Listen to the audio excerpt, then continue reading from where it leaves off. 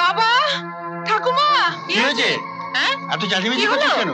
বাবা, বাবা, তোমার দেওয়া টাকাগুলো আলমারিতে তালা দিয়ে রেখেছিলাম। আলমারি খোলা, ব্যাগে টাকাও নেই। কি এমন সব প্রকাশ করলো? এখন আমি মহাজনের কাছে কি কৈফিয়ত দেবো?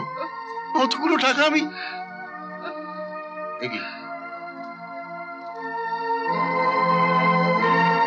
শ্রীচরণ বাবা, পল্টু বাবা, অনেকদিন ধরে বোম্বে যাবার ইচ্ছে ছিল, টাকার অভাবে যেতে পারছিলাম না, তাই এই টাকাগুলো নিলাম। তোমার মতো সৎ ব্যক্তির সন্তান হয়ে আমাকে চুরি করতে হলো, পারলে আমাকে ক্ষমা করো। শয়তান জানোয়ার, ছেলে হয়ে তুই বাপের এত বড় সর্বনাশ করলি। পল্টু এই টাকাটা নিয়েছে? হ্যাঁ, পল্টুই নিয়েছে। আগে যদি জানতে পারতাম যে বড় হয়ে একটা চোর হবে, তাহলে জন্মের সময় গলা টিপে আমি মেরে ফেলতাম।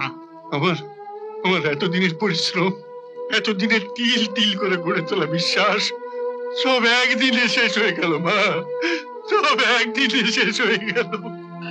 পল্টুটা আমাদের এত বড় সর্বনাশ করলো, এখন কি হবে বাবা? জানি না মা, আমি কিছুই জানি না। আমি মহাজনের সামনে কোন মুখে গিয়ে দাঁড়াবো, কি জবাব দেবো তাকে? থাক থাক, আপনার ওই সব কৈফিয়ত শুনে আমার কোনো লাভ নেই। আপনার ছেলে কবে টাকা পাঠাবে, আমার টাকা শোধ হবে, সে অপেক্ষায় বসে থাকলে তো এই জীবন পার হয়ে যাবে। ও ছেলের কথা বাদ দিন, আমার উপর ভরসা রাখুন। আমি তো কোনো বেইমানি করিনি, বরং আপনার ডুবে যাওয়া ব্যবসা আমি মাথার ঘাম পায়ে ফেলে আপনাকে আজ আমি লাভের মুখ দেখিয়েছি। তাহলে আর কি, সেই লাভের গুড় এখন পিঁপড়ে খাচ্ছে, সেই আনন্দে আমি নাচি।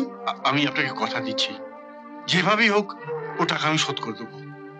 বিশ্বাস করুন, আমি নিশ্চয়ই ও টাকা শোধ করে দেবো।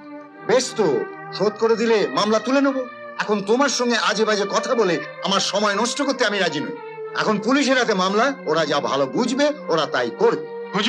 আপনি ওকে নিয়ে যান, এসব ঝামেলা আমার একদম পছন্দ হচ্ছে না, আমি এখন খুব ব্যস্ত আছি।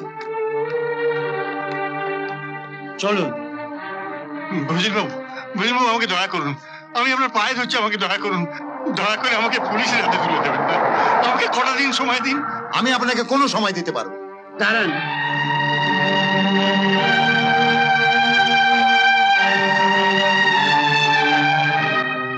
আপনি নিশ্চয় ব্রজেন বাবু এই আড়তের মালিক? আগে হ্যাঁ। টাকার জন্য জগদীশ বাবুর মতো একজন ভালো মানুষকে আপনি পুলিশের হাতে তুলে দিচ্ছেন? টাকাটা যে অনেক, তাই তো বাধ্য হয়ে পুলিশের হাতে তুলে দিতে হচ্ছে। টাকাটা পেলে নিশ্চয়ই আপনার আর কোনো অভিযোগ থাকবে না? আগে না। রতন, আমা এই যে